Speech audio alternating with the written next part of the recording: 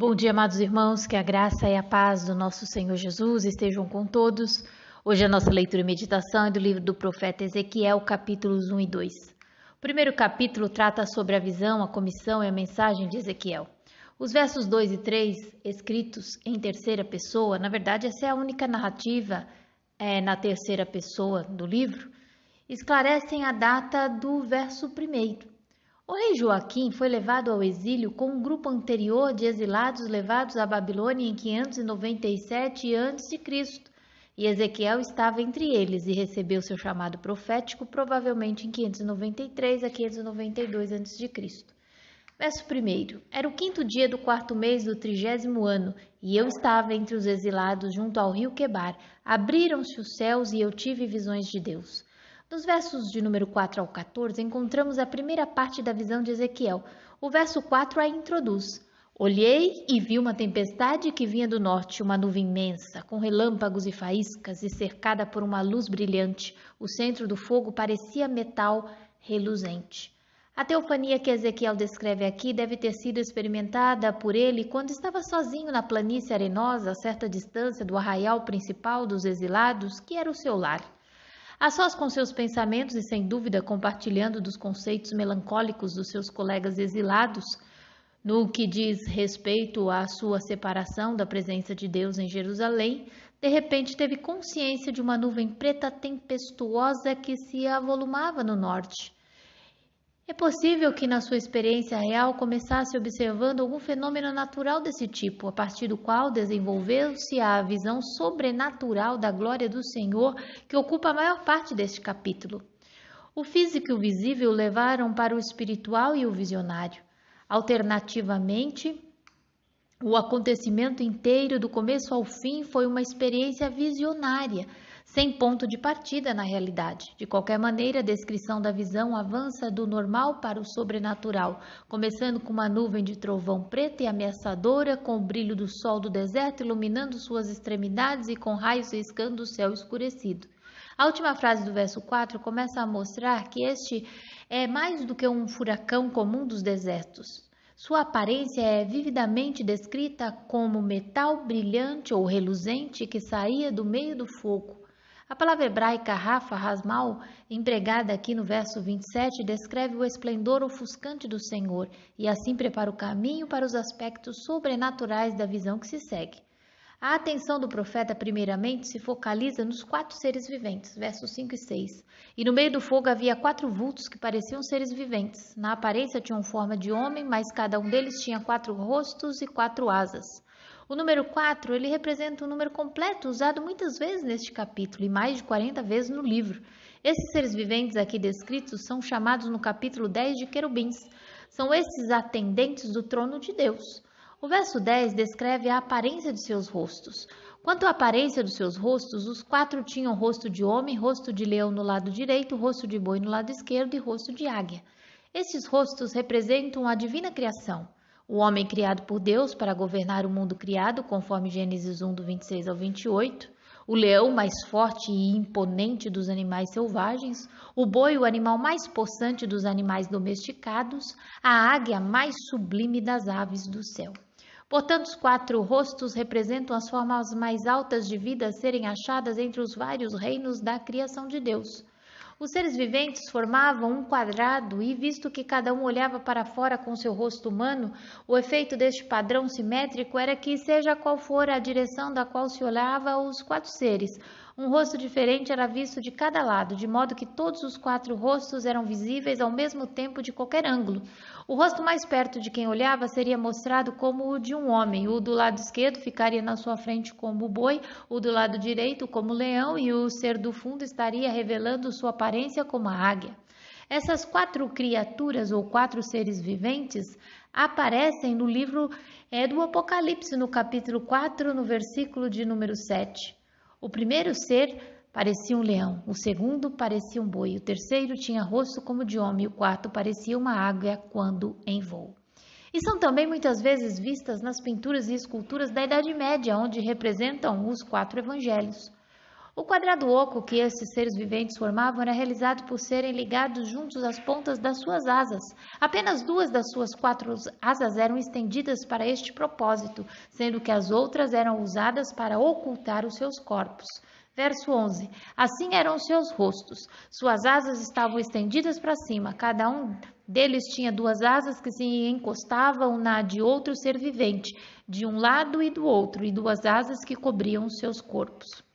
É interessante notar que, embora não estivessem adorando ao Senhor, como os serafins da visão de Isaías 6, a santidade da presença divina era o suficiente para exigir que seus corpos humanos nus fossem cobertos de modo decente.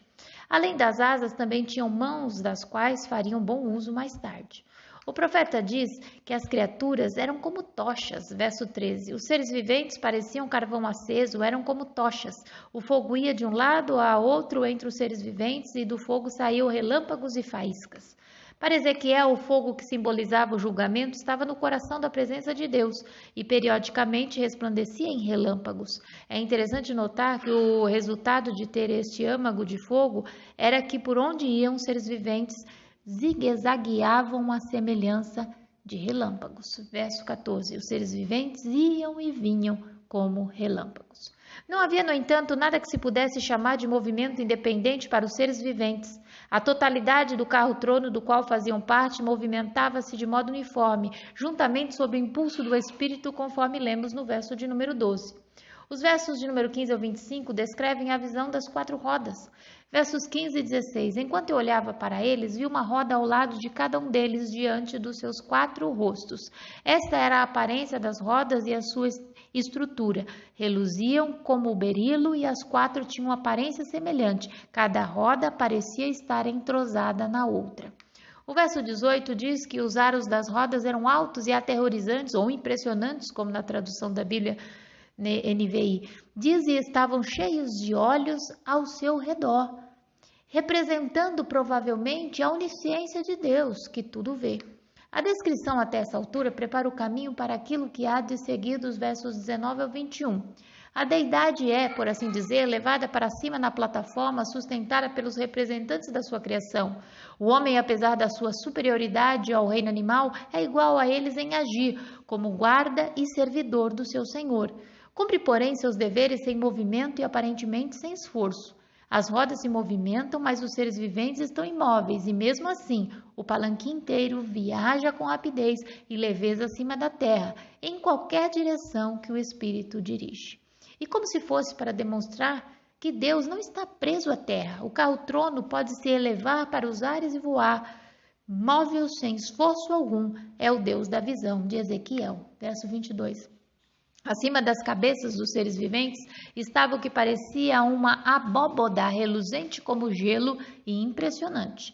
A mesma palavra abóboda ou firmamento ocorre em Gênesis 1, do verso 6 ao 8, quando no ato da criação sua função era separar as águas de cima das de baixo. Aqui parece fazer separação entre as criaturas e a glória do Senhor. Os versos 24 e 25 descrevem que, enquanto movimentavam-se, havia um zumbido estranho, à medida em que os 4 pares de asas esticadas vibravam poderosamente. O barulho era como uma torrente montanhosa, muitas águas, ou como o ribombar do trovão, a voz do Onipotente, ou como o som de um exército avançando. Além do som do movimento, o profeta também menciona a voz de Deus que pode ser ouvida vindo de cima da plataforma. Nenhuma palavra é citada no verso 25, mas o Deus da visão mais tarde estará falando a Ezequiel, e assim é mencionado o som de uma voz nesta primeira etapa da visão. Verso 25. E então veio uma voz de cima da abóboda sobre as suas cabeças, enquanto eles ficavam de asas fechadas. Dos versos 26 ao 28, finalmente o profeta pode erguer mais os seus olhos para descrever o que está em cima da plataforma. Verso 26 ao 28. Acima da abóboda, sobre as suas cabeças, havia o que parecia um trono de safira, e bem no alto, sobre o trono, havia uma figura que parecia um homem. A parte de cima do que parecia ser a cintura dele, vi que parecia metal brilhante, como que cheia de fogo, e que a parte de baixo parecia fogo, e uma luz brilhante o cercava. Tal como a aparência do arco-íris nas nuvens de um dia chuvoso, assim era o resplendor ao seu redor. Essa era a aparência da figura da glória do Senhor. Quando a vi, prostrei-me com o rosto em terra, e ouvi a voz de alguém falando.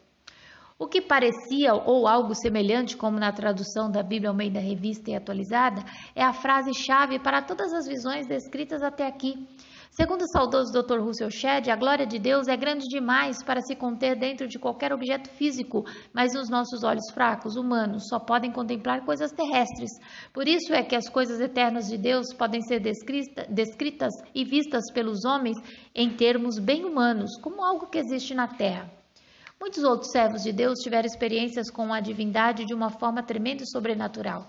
Ezequiel, porém, abre um pouco mais a porta para que Deus seja visto num contorno humano, porém com esplendor tão ofuscante que nada mais poderia ser visto ou dito. Tenha em mente que não era, porém, nenhum mero ser humano que Ezequiel viu. Sua radiância, seu brilho era cercada pela glória de um arco-íris e o profeta não podia mostrar seu temor de outra maneira, senão caindo com o rosto em terra diante do seu Deus. A verdade é que a confiança que o homem tem em si mesmo se abala diante da revelação da glória de Deus. Só quando nos humilhamos, caímos diante de Deus, é que estamos em condições de sermos instruídos por Ele, a fim de sermos seus mensageiros. O capítulo 2 trata da comissão de Ezequiel, da sua vocação para ser porta-voz e profeta do Senhor. As primeiras palavras que Deus dirige a Ezequiel colocam apropriadamente o profeta no seu lugar correto diante da majestade que via na sua visão. A frase filho do homem é um hebraísmo que enfatiza a insignificância ou a mera humanidade de Ezequiel. Filho de indica participando da natureza de, e assim ao ser combinado com Adam, homem, significa nada mais do que ser humano. No plural, é uma expressão comum para a humanidade. Depois deste emprego mais simples e não técnico da frase filho do homem, que ocorre mais de 90 vezes em Ezequiel e é característica da consciência da fragilidade humana pelo profeta diante do poder e majestade temíveis de Deus, esta mesma frase assume relevância especial através do seu uso em Daniel, lá no capítulo 7, no verso 13 e 14, para descrever a personificação do Israel espiritual, os santos do Altíssimo, verso 18. Em si mesmo, este ainda não é um título messiânico, porque em Daniel simplesmente indica a distinção qualitativa entre os reinos do mundo representados por um ser humano. Quando Jesus aplica esse título a si mesmo, em Mateus 8:20, que diz: Jesus respondeu, as raposas têm suas tocas e as aves do céu têm seus ninhos, mas o Filho do Homem não tem onde repousar a cabeça. É para nos ensinar que era também plenamente humano e não só divino, e por isso era capaz de entender nossas fraquezas e tentações e que é a plenitude da vida humana.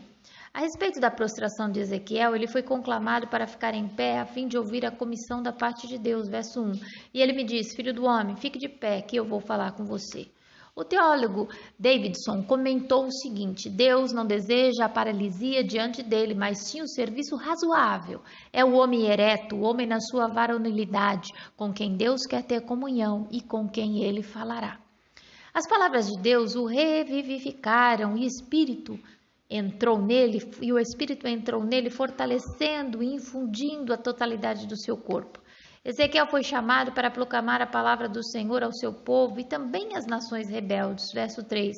E ele diz, filho do homem, vou enviar os israelitas, nação rebelde que se revoltou contra mim. Até hoje, ele e seus antepassados têm se revoltado contra mim. Deus deixa bem claro ao profeta que esse povo era de duro coração e quer ouvissem ou não a palavra, teriam plena convicção que houve no meio deles um profeta de Deus. Diante de tamanha rebeldia e obstinação, Deus prepara o profeta a não ter medo, ainda que os exilados israelitas são descritos como escorpiões. Verso 6. E você, filho do homem, não tenha medo dessa gente nem das suas palavras, não tenha medo ainda que o cerquem espinheiros e você vive entre escorpiões. Não tenha medo do que disserem, nem fique apavorado ao vê-los, embora seja uma nação rebelde. Por fim, nos versos de número 8 ao 10, o profeta recebe uma ordem bastante estranha, verso 8. Mas você, filho do homem, ouça o que eu digo, não seja rebelde como aquela nação, abra a boca e coma o que eu vou lhe dar. Mais uma vez, a hesitação natural é prevenida pelas palavras, não seja rebelde, porque a desobediência, a essa altura, identificaria o profeta como a casa rebelde, a qual devia falar a palavra do Senhor. Ezequiel devia ser diferente dos seus ouvintes, pelo menos nesse aspecto, e de fato obedeceu. O teste da obediência foi prestado com aprovação, conforme veremos amanhã no capítulo 3. O verso 10 diz que o rolo estava escrito por dentro e por fora, ou na frente e no verso. Um aspecto incomum, porque os rolos normalmente eram escritos somente no lado de dentro. Talvez quisesse subentender que Deus tinha muita coisa para Ezequiel dizer, e este rolo estava saturado de palavras de juízo divino, cheios de lamentos, prantos e ais. Todavia, precisamos lembrar que Ezequiel não foi apenas um profeta de juízo, pois mais adiante ele recebe a ordem de Deus de pregar palavras de esperança. É evidente que, a princípio, sua missão, até a queda total de Jerusalém, era declarar o desagrado de Deus e o inevitável juízo do Senhor contra Jerusalém e toda Judá. Este livro é um livro de fato muito interessante. Com certeza o Senhor vai nos surpreender com as suas maravilhosas revelações. Que Jesus os abençoe e até amanhã, se Deus quiser.